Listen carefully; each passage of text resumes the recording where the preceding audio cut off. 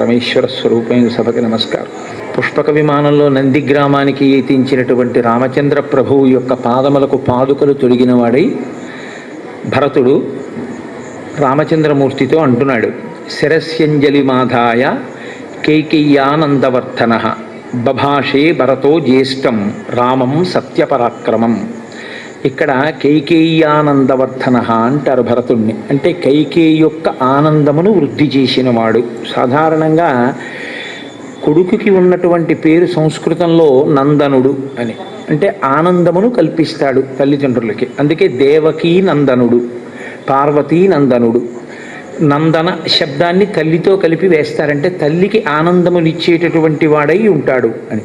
కాబట్టి ఇక్కడ ఎలా కైకేయానందవర్ధన అయ్యాడు అంటే, కైకేయికి నిజంగా రామచంద్రమూర్తికి రాజ్యం ఇవ్వకూడదని, భరతుడికి రాజ్యం ఇవ్వాలని ఆవిడ హృదయంలో ఉన్నటువంటి సంకల్పం కాదు. ఈ విషయం మందర వెళ్ళి మాట్లాడడం ప్రారంభం చేసినప్పుడే మనకి స్పష్టం అవుతుంది. ఆవిడ ఎంత సంతోషించిందో, రామచంద్రమూర్తికి రాజ్యం ఇస్తున్నారంటే అయోధ్యకాండలో ఎంత ఆనందపడిపోయిందో.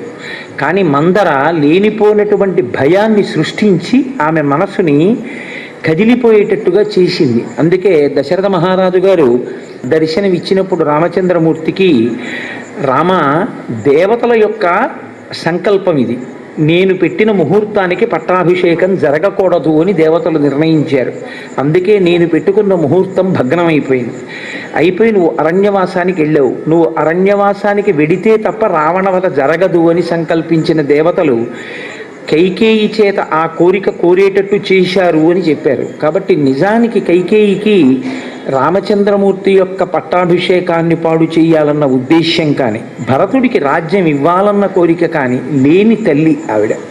ఆవిడికి రాముడు రాజు కావడమే ఆవిడికి ఇష్టం. కాబట్టి అక్కడ ఉన్న వాళ్ళల్లో రాముడి పట్టాభిషేకం చూసి ఓర్వలేనిదిగా మనం అనుమానపడవలసినది ఎవరైనా ఉంటే కైకేయి గురించి మనం ఏమైనా అనుమానపడతామేమోనని మహర్షి మరొక్కసారి జ్ఞాపకం చేస్తున్నారు. కైకేయ్యానందవర్ధన, నిజంగా కైకేయికి రాముడు రాజు కావాలని కోరగలిగినటువంటి విశాలమైన హృదయం ఉండడం ఒకెత్తు, రాచరికం తనకి అయాచితంగా లభించిన 14 సంవత్సరములు రాజ్యం చెయ్యవయ్యా అని రాముడే అధికారం ఇచ్చిన, రామ పాదుకలు పెట్టి రాజ్యం చేసి, ఒకవేళ భరతుడికి రాజ్య వ్యామోహం ఏమాత్రమైనా కలిగినట్లు నీకు అనుమానం కలిగితే నువ్వు వెనక్కొచ్చే హనుమ, నేను రాజ్యాన్ని భరతుడికి ఇచ్చేస్తాను అని రామచంద్రమూర్తి ప్రతిపాదించిన 14 సంవత్సరముల అధికారము తర్వాత కూడా అధికారమునందు ఏమాత్రము వాంఛ లేకుండా, ఇది రాముడిని, నేను పరిపాలిస్తున్నాను తప్ప నేను పరిపాలిస్తున్న వాళ్ళను కాను అని ప్రతిక్షణం జాగరూకుడై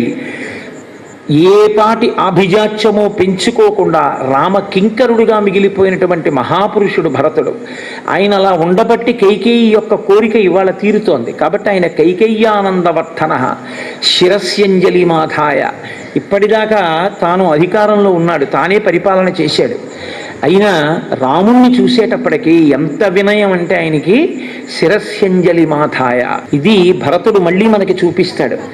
శిరస్యంజలి మాధాయ, ఎంత వినయం మహానుభావుడికి. శిరస్సు యందు 2 చేతులు దోసిలి కట్టి అంజలి ఘటించి పరమ వినయంతో రామచంద్రమూర్తి దగ్గరికి వచ్చి, బభాషే భరతో జ్యేష్టం రామం సత్యపరాక్రమం. సత్యపరాక్రముడైనటువంటి రాముడు అంటారు మహర్షి. ఆయన ఎప్పుడు అనుష్ఠించినా అదే, మారనటువంటి పరబ్రహ్మమునందు రమించడానికి మారేటటువంటి ధర్మాన్ని పట్టుకున్నటువంటి వాడు రామచంద్రమూర్తి. అందుకే సత్యమేవేశ్వరో లోకే సత్యం పద్మాశ్రితా సదా సత్యమూలాని సర్వాణి సత్యాన్నాస్తి పరమం పదం అంటాడు. నాకు సత్యమే సర్వస్వం, సత్యమునే లక్ష్మి ఆశ్రయించి ఉంది. అలా ఆశ్రయించినటువంటి సత్యమును నేను విడిచిపెడితే నేను సమస్తము పోగొట్టుకుంటాను, నాకు సత్యమే కావాలంటాడు రాముడు. కాబట్టి సత్యమే పరాక్రమముగా కలిగినటువంటి వాడు. సత్యపరాక్రముడైనటువంటి రాముడితో భరతుడు మాట్లాడుతున్నాడు. పూజిత మామికా మాత దత్తం రాజ్యం ఇదం మమ తద్దదామి పునస్తుభ్యం యథాత్వమదదామమ. నాయన రామ, మహానుభావ, నువ్వు పూజిత మామికా మాత, మా అమ్మ మాటకి ఎంత గౌరవించావయ్యా. నిజంగా ఆ రోజున దశరథ మహారాజు గారు ఒక స్త్రీ మాటకి నేను కట్టుబడ్డాను, ఈమె వరములన్న పేరుతో నన్ను నిర్బంధిస్తోంది, రామా నువ్వు నన్ను ఖైదు చేసి రాజ్యం పుచ్చుకో అన్నారు.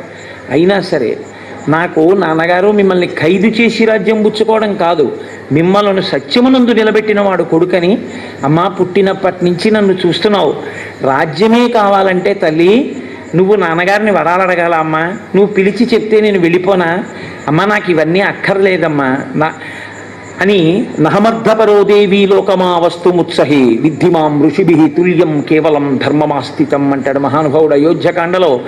అమ్మా నాకు ధర్మము కావాలమ్మా, నేను ఋషిని, నాకు దేని మీద కోరిక ఉన్నవాణ్ణి కాను, అటువంటి ఋషినమ్మా నేను, కాబట్టి నాకు కావలసింది ధర్మం ఒక్కటే, నాన్నగారిని సత్యమునందు నిలబెట్టడమే, నువ్వు చెప్తే వెళ్ళిపోనా అమ్మా అంటాడు. అంతగా నా తల్లిని పూజించినటువంటి వాడివి, పూజిత మామిక మాత, మా అమ్మ మాటని నిజం చేయడానికి, మా అమ్మ కోరుకున్న కోరికని నిజం చేయడానికి ఇంత పెద్ద సామ్రాజ్యాన్ని విడిచిపెట్టి వెళ్ళిపోయావు రామా. దత్తం రాజ్యం ఇదమ్మమ, ఆ రాజ్యాన్ని 14 ఏళ్ళు పరిపాలించు అని నాకు ఇచ్చావు నువ్వు, అది 14 ఏళ్ళు నీదైన రాజ్యాన్ని నీ కొరకు నేను పాలించాను తప్ప నీదైన రాజ్యాన్ని నాదిగా తీసుకుని నేను ఎన్నడూ పరిపాలించలేదు. కాబట్టి తద్దదామి పునస్తుభ్యం, దానినే నేను నీకు ఇస్తున్నాను మళ్ళీ. యథాత్వమదదామమ, నువ్వు ఎలా ఇచ్చావో అలా తిరిగి నీకు నేను అందజేసేస్తున్నాను. కాబట్టి ఆయన అంటాడు, ధురమే కాకినాన్యస్తాం వృషభేణ బలీయస కిశోరవద్గురుం భారం నవోఢుం అహముత్ససే. అన్నయ్య, ఎక్కడైనా లోకంలో ఒక గుర్రం యొక్క వేగాన్ని ఒక గాడిద అందుకోగలదా? 2 ప్రాణులు ఒక్కలా ఉంటాయని. హంస ఎలా నడుస్తుందో అలా ఒక కాకి నడవగలదా అన్నయ్య? నువ్వు ఒక్క విషయాన్ని బాగా ఆలోచన చెయ్యి. యథాచారూపితో వృక్షో జాతశ్చాంతర్నివేశని మహాంశ్చ సుదురారోహో మహాస్కంధ ప్రశాఖవాన్ శీర్యేత పుష్పితో భూత్వా న ఫలాని ప్రదర్శయన్ తస్యవానుభవేద్దర్థం యస్య హేతోః సరోప్యతే. నీవు రాజ్యం చెయ్యాలి అని ధర్మాత్ముడైన వాడు రాజ్య పరిపాలన చెయ్యడానికి నాకు కొడుకుగా కావాలి అని నాన్నగారు అశ్వమేధయాగం పుత్రకామేష్టి చేశారు. అటువంటి ధర్మాత్ముడివి నువ్వు కొడుకుగా పుట్టావు. పుట్టి కూడా ఇప్పుడు నువ్వు రాజ్య స్వీకారం చేయకపోతే అదిగో పళ్ళు పండని చెట్టు ఎలా ఉంటుందో అన్నయ్య అలా ఉంటుంది. కాబట్టి నువ్వు రాజ్యాన్ని స్వీకరించవలసి ఉంటుంది. నువ్వు గొప్ప భోగములకు ఐశ్వర్యమునకు తగినవాడవు, కానీ 14 సంవత్సరముల పాటు కటిక నేల మీద పడుకున్నావు. నీ చేతిని తలగడగా పెట్టుకుని పడుకున్నావు. నీ చేతిని తలగడగా పెట్టుకుని పడుకోవలసినటువంటి సీతమ్మ ఎక్కడో అశోకవనంలో శిశుపా వృక్షం కింద అలా ఏడుస్తూ ఆ తల్లి ఉండిపోయింది. అన్నయ్య, ఇక నుంచి నువ్వు అలా ఉండడానికి వీల్లేదు. ఈ క్షణం నుంచి తూర్య సంఘాత నిర్ఘోషై కాంచీనూపుర నిస్వనై మధురైర్గీత శబ్దైశ్చ ప్రతిబుద్ధస్య రాఘవ. అన్నయ్య, నీవిక నుంచి నిద్ర లేవడం అన్నది గొప్ప మంగళధ్వనుల మధ్య, తూర్యనాదముల మధ్య, గొప్ప స్త్రీల యొక్క వడ్డాణముల యొక్క చప్పుడు, గాజుల చప్పుడు మధ్య నువ్వు నిద్ర లేవాలి. అంటే అంతఃపుర స్త్రీల మధ్యలో నీవు చాలా గొప్పగా హంసతూలికాతల్పమునందు క్షీణించిన వాడవై నిద్ర లేవాలి తప్ప అన్నయ్య నువ్వు ఇలా కష్టపడకూడదు. యావదావర్తతే చక్రం యావతీచ వసుంధర తావత్వమిహ సర్వస్య స్వామిత్వం అనువర్తయ. భరతుడు ఇవాళ స్వామి అని పిలుస్తున్నాడు. స్వామి అని పిలుస్తున్నాడంటే ఒక్కటే కారణం, ఆయన యందు ఈశ్వరతత్వాన్ని చూశాడు అని గుర్తు. ఒక గురుతత్వాన్ని చూశాడు తప్ప కేవలం ఒక అన్నగారిని చూసి మాట్లాడుతున్నవాడు కాడు. ఎందుకంటే అన్నగారిని స్వామి అన్న మాటతో సంబోధన లేదు. యావదావర్తతే చక్రం, ఒకటి రథచక్రము ఎంత దూరం పెడుతుందో అంతవరకు ఉన్నటువంటి ఈ భూమండలానికి, యావతీచ వసుంధర, ఎంతవరకు ఈ భూమి ఉందో ఆ భూమికి అంతటికి, తావత్వమిహ సర్వస్య స్వామిత్వం అనువర్తయ, అక్కడ వరకు అంతా నీదే, నీదైనటువంటిది మాకిచ్చి మేము ఆనందం అనుభవిస్తే మా ఆనందాన్ని చూసి నువ్వు ఆనందాన్ని అనుభవిస్తున్నావు. వాళ్ళిద్దరెవరు లోకానికి? సీతారాములు. వాళ్లే తల్లిదండ్రులు, వాళ్ళిద్దరే పార్వతీ పరమేశ్వరులు. అందుకే వాగర్ధావివ సంపృక్తవు వాగర్ధ ప్రతిపత్తయే జగత పితరవు వందే పార్వతీ పరమేశ్వరం. పార్వతీ పరమేశ్వరం, లక్ష్మీనారాయణులనండి పార్వతీ పరమేశ్వరులనండి వాళ్ళే. కాబట్టి ఈశ్వర నీదైనది నాకు ఇస్తున్నావు, అది నేను పుచ్చుకుని సంతోషిస్తే నా సంతోషాన్ని చూసి నువ్వు సంతోషిస్తావు, అటువంటి వాడివి. ఇది ఆంతర ప్రతిపాదన. బాహ్యమునందు రామ ఇది నీది, ఈ భూమండలం, ఈ రాజ్యం నీది, నీదైన దాన్ని నన్ను పరిపాలించమన్నావు, పరిపాలించాను, కాబట్టి ఇప్పుడు నువ్వు దాన్ని మళ్ళీ స్వీకరించు. భరతస్య వచశ్రుత్వా రామ పరపురంజయ తదేతి ప్రతిజగ్రాహ నిశసాదాసనే శుభే. ఆయన అన్నాడు స్వీకరించాను, ఒక్క సంకల్పం చేశాడు ఆయన, ఒక్క మాట అన్నాడు, భరత నీ సంతోషించాను, స్వీకరించాను అని ఒక ఉచితమైనటువంటి ఆసనంలో ఆయన కూర్చున్నాడు. పూర్వంతు భరతే స్నాతే లక్ష్మణీచ మహాబలే సుగ్రీవే వానరేంద్రీచ రాక్షసేంద్రే విభీషణే. ఆయన మర్రిపాలు పోసుకుని జటలు కట్టేసుకున్నాడు, జుట్టునంతటిని. అయోధ్యకాండలో విన్నారుగా మీరు. ఇప్పుడు ఆయన పట్టాభిషేకం చేసుకోవాలి. పట్టాభిషేకం చేసుకోవాలంటే రామచంద్రమూర్తి నిత్యాగ్నిహోత్రీకుడు. రామచంద్రమూర్తి దగ్గరికి ఆ క్షురకర్మలో నిపుణులైన వాళ్ళని తీసుకొస్తే ఆయన అన్నారు, నేను కాదు ముందు జటలు తీయించుకోవలసిన వాడిని, ముందు భరతుడికి లక్ష్మణుడికి శత్రుఘ్నుడికి తీయించండి అన్నారు. ఆయన నిత్యాగ్నిహోత్రీకుడు, తమ్ముడికి చేయించండి అన్నారు. ఆయన ప్రేమ అటువంటిది. నేను ముందు భరతుడికి స్నానం చేయించారు, లక్ష్మణీచ మహాబలి, తర్వాత లక్ష్మణుడికి చేయించారు, సుగ్రీవే వానరేంద్రీచ, ఆ తర్వాత మిత్రుల్ని కూడా ఆయన అంత జ్ఞాపకం పెట్టుకుంటారు, సుగ్రీవుడికి చేయించారు, రాక్షసేంద్రే విభీషణే, తర్వాత రాక్షసేంద్రుడైనటువంటి విభీషణుడికి కూడా స్నానం చేయించారు. ఆ జటలనన్నిటినీ కూడా విసర్జించారు, మంచి వస్త్రాన్ని కట్టుకున్నారు. సీతమ్మ తల్లికి ప్రతికర్మచ సీతాయా సర్వా దశరథ స్త్రియ ఆత్మనైవ తదా చక్రు మనస్విన్యో మనోహర. దశరథ మహారాజు గారి యొక్క ముగ్గురు భార్యలు కౌసల్య, సుమిత్ర, కైకేయి. కౌసల్య, సుమిత్ర, కైకేయి ముగ్గురు కలిసి ఆవిడ యొక్క జడ దువ్వారట, ఆవిడికి కొప్పు వేశారట, ఆవిడికి పువ్వులు ఎట్టారట, కాటుకు ఎట్టారట, బొట్టు ఎట్టారట. ఎంత పొంగిపోయారోట ముగ్గురు అత్తగారులు, ఇంత గొప్ప కోడలు మా కోడలు మా వంశ ప్రతిష్ట నిలబెట్టిందని. వాళ్ళు ప్రతికర్మచ సీతాయా సర్వా దశరథ స్త్రియ ఆత్మనైవ తదా చక్రు మనస్విన్యో మనోహరం. శ్రీరామాయణం అందుకే కేవలం వినేది కాదు అని నేను మీకు మనవి చేస్తుంటా. శ్రీరామాయణం విన్నవాడి బుద్ధిలో ఖచ్చితంగా ఒక మార్పు ఉంటుంది. తతో వానరపత్నీనాం సర్వేషామేవ శోభనం చకార యత్నాత్ కౌసల్య ప్రహృష్ట పుత్రలాలస. ఇంతకాలం తర్వాత కొడుకుని చూసుకున్నటువంటి కౌసల్య, నా కొడుకు ఇవాళ ఈ అభ్యున్నతిని పొందడానికి కారణమైనటువంటి వాళ్ళు వానరనాయకుడైన సుగ్రీవుడు, రాక్షసనాయకుడైన విభీషణుడని పట్టుపట్టి వానరనాయకుడైన సుగ్రీవుడి యొక్క భార్యలకి అలంకారాలు చేసిందిట. వాళ్ళు కామరూపులు, మానవ రూపంలో ఉన్నారు. ఇప్పుడు రామచంద్రమూర్తిని శత్రుఘ్నుడు ఒక రథాన్ని పూంచి తీసుకొచ్చి అక్కడ నిలబెట్టి, అన్నయ్య రథం ఎక్కువ అన్నాడు. తత శత్రుఘ్నవచనాత్ సుమంత్రో నామ సారథి యోజయిత్వాభిచక్రామ రథం సర్వాంగశోభనం అర్కమండల సంకాశం దివ్యం దృష్ట్యా రథోత్తమం ఆరురోహ మహాబాహు రామ సత్యపరాక్రమం. ఆ సుమంత్రుడికి చెప్పి ఒక రథాన్ని తీసుకొచ్చి శత్రుఘ్నుడు మేలైన గుర్రములతో పూంచినటువంటి దాన్ని, సూర్యమండలంలో ఉన్నటువంటి రథాన్ని అక్కడ పెట్టాడు. మహానుభావుడైనటువంటి రామచంద్రమూర్తి ఆ రథాన్ని అధిరోహించారు. సుగ్రీవుడు, హనుమంతుడు మొదలైనటువంటి వాళ్ళు గొప్ప కాంతి కలిగినటువంటి కుండలములు ధరించినటువంటి వారై ఆ నందిగ్రామం దగ్గర నుంచి అయోధ్య పట్టణానికి బయలుదేరారు. అలాగే సుగ్రీవ పత్నులు సీతమ్మ తల్లితో కలిసి ఆ నగర వీధులన్నీ చూస్తూ వెళ్ళడం కోసమని వాళ్ళు బయలుదేరారు. ఇప్పుడు రామచంద్రమూర్తి పట్టాభిషేకం కోసం నందిగ్రామం నుంచి అయోధ్య వరకు అందరూ కలిసి బయలుదేరారు. అన్నయ్య ఇంత కష్టపడి వచ్చాడు మన అన్నయ్య అని శత్రుఘ్నుడు ఎంతో సంతోషంగా ఆ రథము యొక్క కళ్ళాల్ని పట్టుకున్నట్ట. అలాగే ఆ చుట్టూ ఉన్నటువంటి ఆ భరతుడు గుర్రము యొక్క కళ్ళెములను పట్టుకుంటే శత్రుఘ్నుడు శ్రీరాముని యొక్క శిరస్సు మీద ఛత్రాన్ని పట్టుకున్నాడు. లక్ష్మణుడు ఒక పక్కన నిలబడి వింజామర వేస్తున్నాడు. విభీషణుడు ఇంకొక వింజామర తీసుకుని ఆయన వేస్తున్నాడు. భరతుడు అక్కడ ఉన్నటువంటి పురోహితులందరితో ఎంత వైభవోపేతంగా శ్రీరామ పట్టాభిషేకం జరగాలి అన్నది ఆలోచన చేస్తున్నాడు.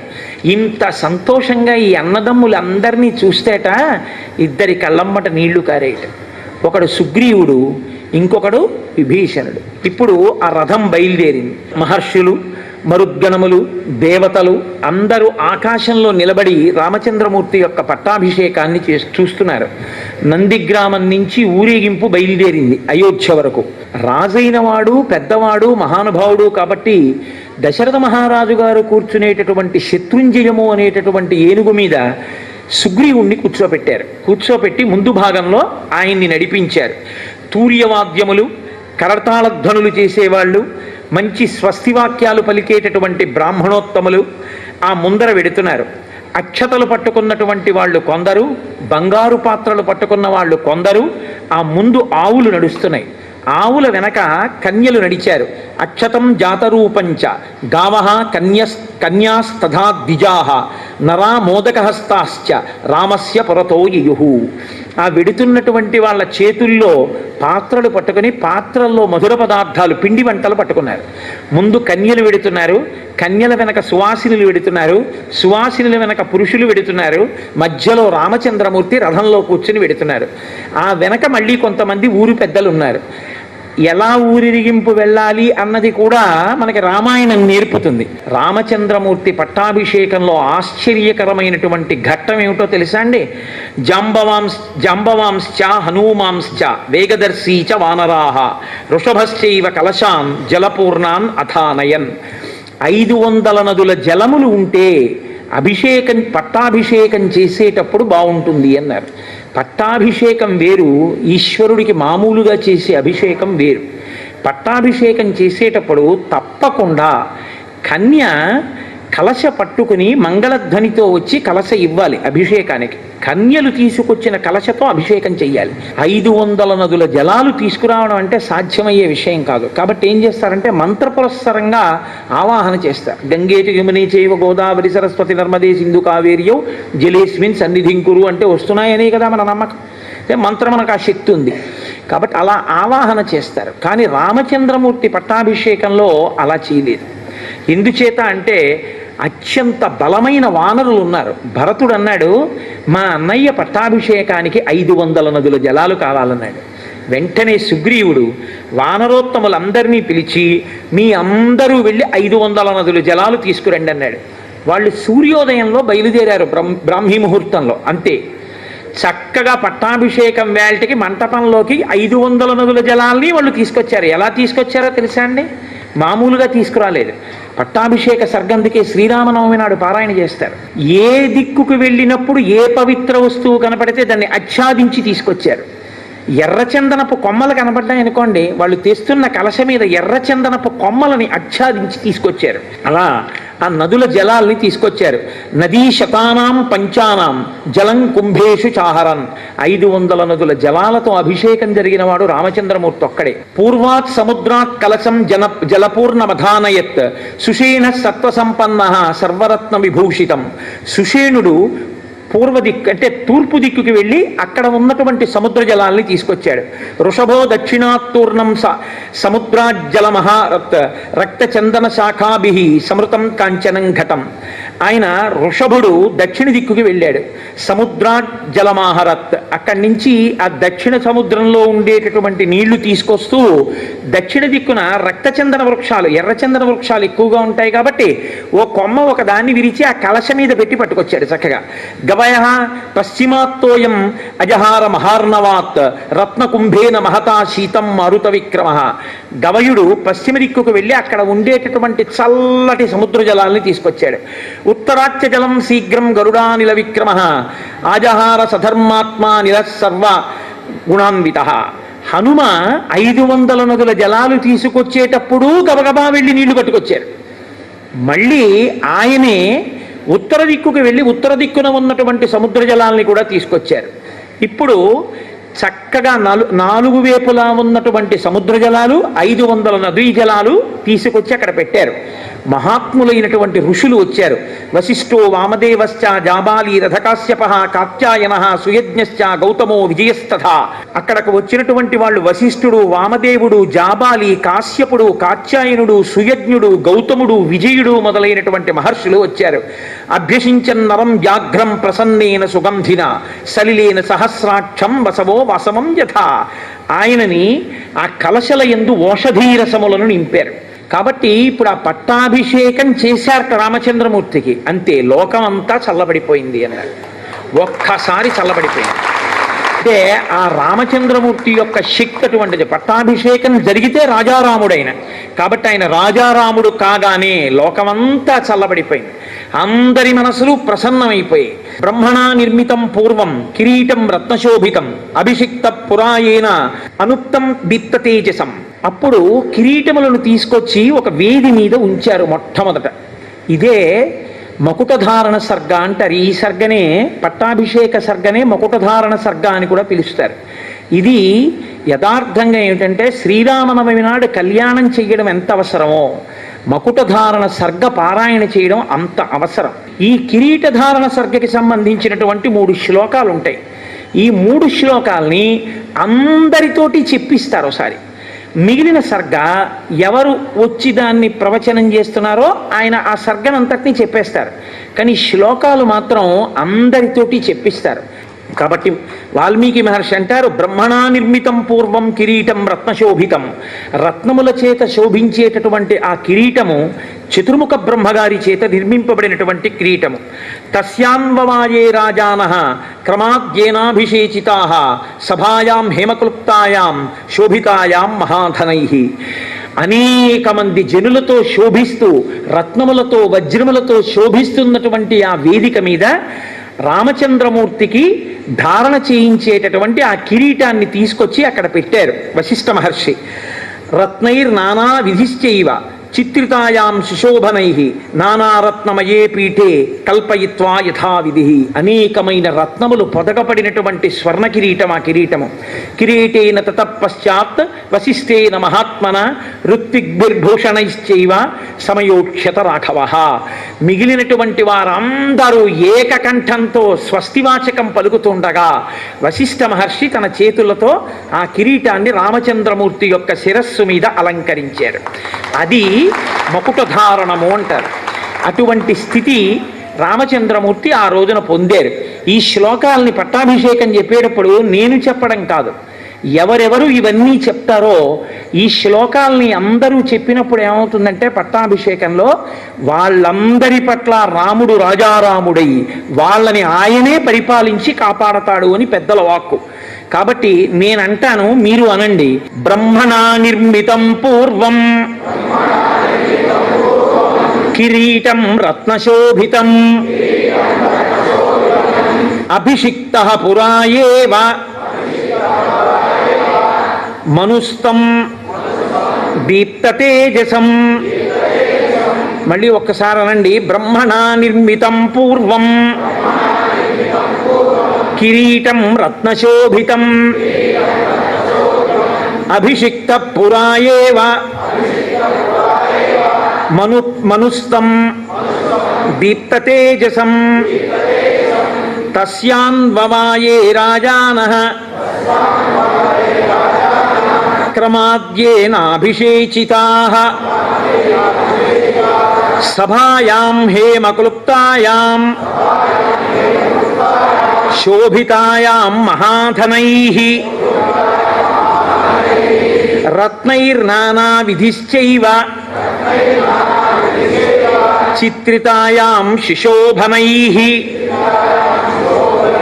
నానారత్నమయే పీఠే కల్పయిత్వా యథావిధిః కిరీటేన తతః పశ్చాత్ వశిష్ఠేన మహాత్మనా ఋత్విగ్భిర్భూషణైశ్చైవ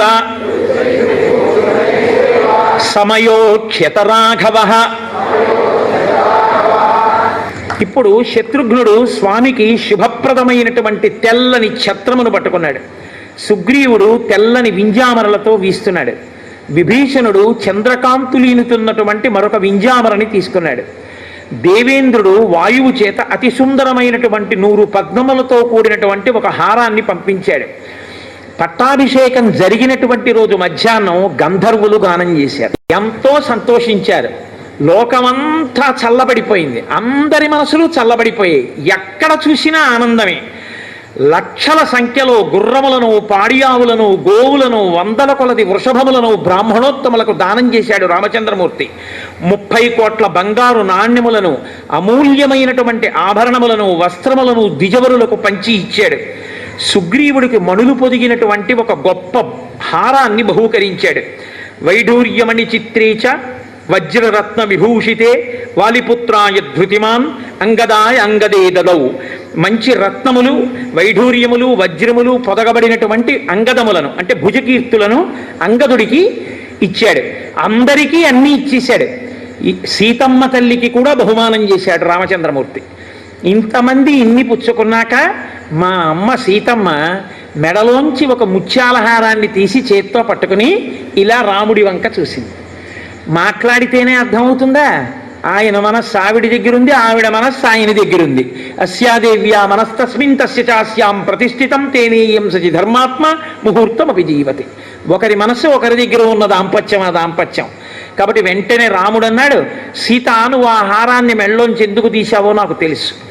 ప్రదేహి సుభగేహారం యస్య తుష్టాసి భామిని పౌరుషం విక్రమో బుద్ధి యస్మిన్ నేతాని సర్వశః దదౌ సావాయుపుత్రాయాతం హారం అసితేక్షణ హనుమాంస్తేన హారేణ శుశుభే వనరస్సభ చంద్రాంశు జయ గౌరేణ శ్వేతాభ్రేణ యథాచలః. వెంటనే ఆ తల్లి తన చేతిలో ఉన్నటువంటి ముత్యాలహారాన్ని స్వామి హనుమకి ఇచ్చింది. వెంటనే హనుమ ఆ హారాన్ని మెళ్ళో వేసుకున్నారు. చంద్రకిరణములు పడినటువంటి మేఘం ఎలా ఉంటుందో ఆయన పచ్చటి రంగులో కదండి ఉంటారు, కాంచనాద్రికమనీయ విగ్రహం. ఆ హారములు వేసుకున్నటువంటి హనుమ అలా మెరిసిపోయారు కాంతితోటి. ఆయన ఏదో కొరికారు, రామనామం లేదని అవతల పారేశారు, అటువంటి పిచ్చి పనులు ఆయన చేయరు. ఆయన చక్కగా దాన్ని మెళ్ళో ధరించారు. ఇప్పుడు రామచంద్రమూర్తి లక్ష్మణుడి వంక చూసి అతిష్ట ధర్మజ్ఞ మయాస హేమాంగాం పూర్వరాజాం జుషితాం బలేన. మన పూర్వరాజులందరూ అధిష్ఠించినటువంటి ఈ సామ్రాజ్యాన్ని పరిపాలించడంలో నాతో పాటు బాధ్యత పంచుకోవడానికి, కర్తవ్యాన్ని నిర్వహించడానికి లక్ష్మణ ధర్మము తెలుసున్నవాడా, ధర్మజ్ఞ మయాస హేమాంగాం పూర్వరాజ్యాం జుషితాం బలేన, యవరాజ్యం తీసుకో అన్నాడు. అంటే అన్నయ్య నాకు నీ కైంకర్యం కావాలి, కానీ నాకన్నా పెద్దవాడు భరతుడు ఉండగా నాకెందుకన్నయ్య యవరాజ్యం, నాకొద్దు, భరతుడికి ఇమ్మన్నారు. ఎంత బతిమాలినా బుచ్చుకోలేదు. ఏమో 14 ఏళ్ళు అరణ్యవాసం చేశాడు, అన్నయ్య నన్ను అడగలేదనుకుంటాడేమోనని ధర్మం తెలుసున్నవాడా అని అడిగాడు. కాబట్టి ఇప్పుడు వెంటనే నేను తీసుకోనన్నయ్య, భరతుడు పెద్దవాడు, ఆయనకి ఇమ్మన్నారు. భరతుడికి యవరాజ్య పట్టాభిషేకం చేశారు. సపర్యదేవన్ విధవ నచ వ్యాళకృతం భయం నవ్యాధిజం భయం వాపి రామే రాజ్యం ప్రశాసతి. మహానుభావుడైనటువంటి రామచంద్రమూర్తి పట్టాభిషేకం జరిగిన తరువాత 11,000 సంవత్సరములు ఈ భూమండలాన్ని ఆయన ఇచ్చిన మాట ప్రకారం పరిపాలన చేశారు. పౌండరీకము, అశ్వమేధము, వాజపేయము, ఇతరమైనటువంటి అనేక యజ్ఞయాగాది క్రతువుల్ని చేశారు. ఆయన రాజ్యం చేస్తున్నటువంటి కాలంలో ఏ స్త్రీ కూడా విధవ అవడం అనేటటువంటిది లేదు. ఎవరికీ కూడా క్రూర సర్పముల వలన కానీ క్రూర మృగాల వలన కానీ భయం కలగలేదు. ఎవరికీ ఎన్నడూ ఏదీ రోగం కలగలేదు. అటువంటి రీతిలో ధర్మాత్ముడై రాముడు రాజ్యాన్ని పరిపాలించాడు. నచస్మ వృద్ధా బాలానాం ప్రేత కార్యాన్ని కుర్వతే. ఎన్నడూ కూడా రామరాజ్యంలో చిన్నపిల్లవాడికి అంతకన్నా పెద్దవాడు ప్రేతకార్యం చెయ్యడం, అంటే పిల్లవాడు మరణిస్తే పెద్దవాళ్ళు అంత్యేష్టి సంస్కారం చెయ్యడం అన్నది ఎన్నడూ జరగలేదు. అంటే పిల్లలందరూ చక్కగా వృద్ధిలోకి వస్తుంటే పెద్దవాళ్ళు చూసి సంతోషించారు. ఆసన్ వర్ష సహస్రాణి తథా పుత్ర సహస్రిణ నిరామయా విశోకాశ్చ రామే రాజ్యం ప్రశాసతి. అక్కడ ఉన్నటువంటి ప్రజలందరూ కూడా చక్కగా 3 తరాల్ని చూసి ఎంతో సంతోషంగా ఎక్కడ చూసినా రామో రామో రామ ఇతి ప్రజానాం అభవన్ కథాః రామభూతం జగదభూత్ రామే రాజ్యం ప్రశాసతి. రాముడు రాజ్యం చేస్తున్న రోజుల్లో ఎవరి నోట విన్నా ఒక్కటే మాట, రామ రామ రామ, ఇది తప్ప ఇంకొక మాట లేదు. అంతటి ధార్మికుడై మహానుభావుడు అంత గొప్పగా రాజ్యం చేశాడు. వృక్షములన్నీ కూడా లావైనటువంటి బోధెలతో చక్కగా పుష్పిస్తూ ఫలిస్తూ జనులకు కావలసినటువంటివన్నీ సమకూర్చాయి. అన్ని వర్ణముల వారు దురాశ లేని వారై ఎవరి ధర్మాన్ని వారు అనుష్ఠిస్తూ సంతృప్తితో జీవించారు. దశవర్ష సహస్రాణి దశవర్ష శతాని చ భ్రాతృభి సహిత శ్రీమాన్ రామో రాజ్యం అకారయత్. 11,000 సంవత్సరములు తన తమ్ముళ్ళైనటువంటి లక్ష్మణ భరత శత్రుఘ్నులతో కలిసి రామచంద్రమూర్తి ఈ రాజ్యాన్ని చేశారు. ఆది కావ్యం ఇదం త్వార్షం పురా వాల్మీకినా కృతం ఎప్పటే శృణుయాల్లోకే నర పాపాద్ విముచ్యతే. ఆర్షము పరమ సత్యము, ఇందులో ఒక్క అక్షరము కల్పితము కాదు, యథార్థముగా జరిగిన గాథ. చతుర్ముఖ బ్రహ్మగారి యొక్క వరం చేత వాల్మీకి మహర్షి ఆచమనం చేసి కూర్చుని ఘంటం పట్టుకుంటే ఆ రామాయణ కాలంలో ఉన్నటువంటి వ్యక్తులు, రాక్షసులు, స్త్రీలు అందరూ చేసినటువంటి పనులతో పాటు వాళ్ళ మనస్సుల్లో కదిలిన ఊహలు కూడా వాల్మీకి మహర్షికి ప్రచోదనమయ్యాయి. ఆనాడు వాల్మీకి మహర్షి బ్రహ్మగారి వరంతో అన్నిటినీ తెలుసుకుని రచించినటువంటి కావ్యము తప్ప కేవలముగా కాల్పనికమైనటువంటి కథతో కూడుకున్నటువంటిది కాదు, యథార్థముగా జరిగిన కథ రామకథ. కాబట్టి ఇది ఆది కావ్యము. భార్య భర్తతో మాట్లాడితే ఎంత మధురంగా ఉంటుందో అటువంటి భాషలో చెప్పబడిన కావ్యము, సర్వధర్మములు పొదగబడినటువంటి కావ్యము. ఈ కావ్యాన్ని ఎవరు వింటున్నారో పుత్రకామస్తు పుత్రాన్వై ధనకామో ధనాని చ లభతే మనుజోలోకే శ్రుత్వా రామాభిషేచనం. ఎవరు ప్రత్యేకించి రామచంద్రమూర్తి యొక్క పట్టాభిషేకాన్ని చూస్తున్నారో, పట్టాభిషేకంలో పాల్గొంటున్నారో, రాజారాముడిగా కూర్చున్నటువంటి రోజున జరుగుతున్నటువంటి పూజా సభలో ఉంటారో, ఎవరెవరు సంపూర్ణంగా రామాయణాన్నంతటినీ పరమ సంతోషంతో చెబుతున్నటువంటి వ్యక్తి కన్నా కింది స్థానంలో కూర్చుని పరమ మర్యాదతో నమ్మకంతో కూడిన బుద్ధితో నమస్కరిస్తూ వింటారో అటువంటి వారికి పుత్రకామస్తు పుత్రాన్వై. అటువంటి వారికి కొడుకులు కావాలంటే కొడుకులు కలుగుతారు. ధనకామో ధనానిచ, ధనం కావాలి అంటే ధనం కలుగుతుంది.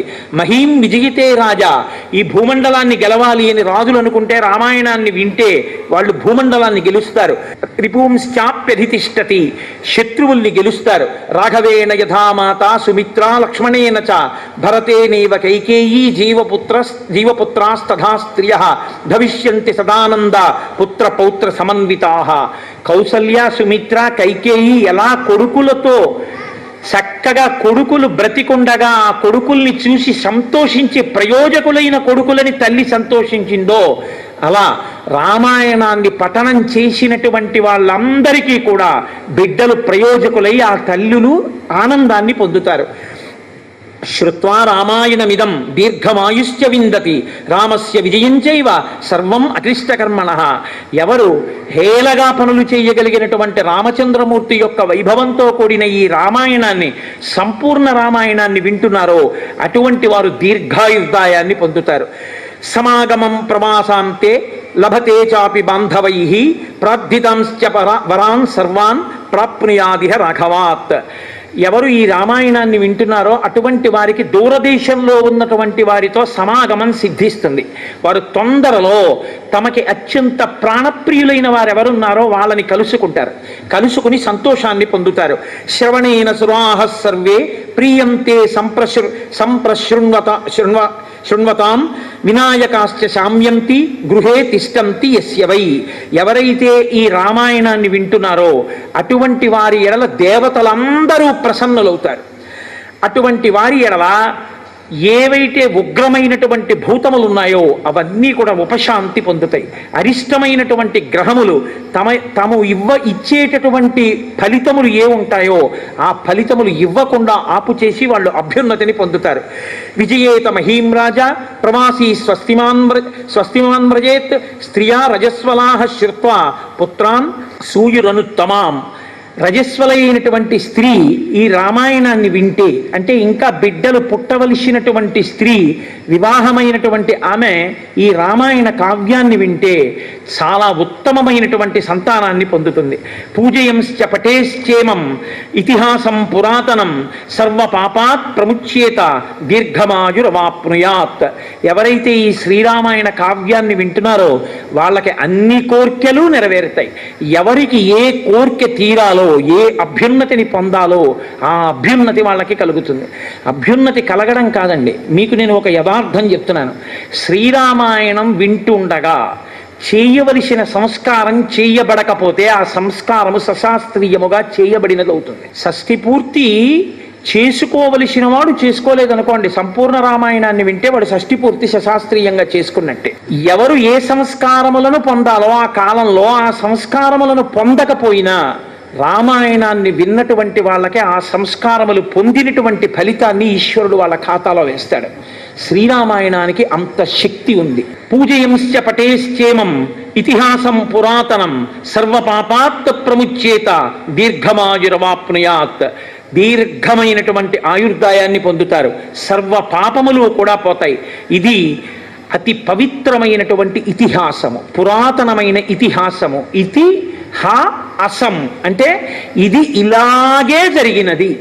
అందుకే రామాయణం సత్యమేమి, ఒక్క వాల్మీకి రామాయణమే సత్యం, బ్రహ్మగారి వరం. ఇది హా అసం, ఇది ఇలా జరిగినది, ఇది కల్పిత గాథ కాదు, ఇది సృష్టింపబడినది కాదు, కేవలము కల్పించి మీకు సంతోషాన్ని చేకూర్చేది కాదు, యథార్థముగా జరిగిన కథ. అప్పుడు జరిగిన కథ ఇప్పటికీ ఎందుకు చెప్తారు అంటే, రామాయణమిదం కృత్స్నం శృణ్వతః పఠతః సదా ప్రీయతే సతతం రామః సహి విష్ణు సనాతనః. సనాతనుడైనటువంటి విష్ణువు రామాయణం చెప్పబడిన ప్రాంగణం ఎక్కడుంటుందో అక్కడ అపారమైన ప్రీతిని పొంది మిగిలిన దేవతలందరితో కలిసి స్వామి హనుమ, రామచంద్రమూర్తి, సీతమ్మ, 33 కోట్ల మంది దేవతలు ఆ రామాయణ ప్రవచనము జరిగినటువంటి ప్రాంగణం మీద నిలబడి ఉంటారు. నిలబడి పట్టాభిషేక సర్గనాడు చూస్తూ ఉంటారు. పితృదేవతలందరూ కూడా విశేషమైనటువంటి ఆనందాన్ని పొందుతారట. పట్టాభిషేక సర్గ దగ్గరికి వచ్చేటప్పటికీ రామాయణం అంత శక్తిని పొందుతుంది. కాబట్టి ఆదిదేవో మహాబాహు హరిర్నారాయణ ప్రభు సాక్షాద్ రామో రఘుశ్రేష్ఠ శేషో లక్ష్మణ ఉచ్యతే. ఆయన సహి విష్ణు సనాతన, సనాతనుడైనటువంటి విష్ణువు యొక్క కథ.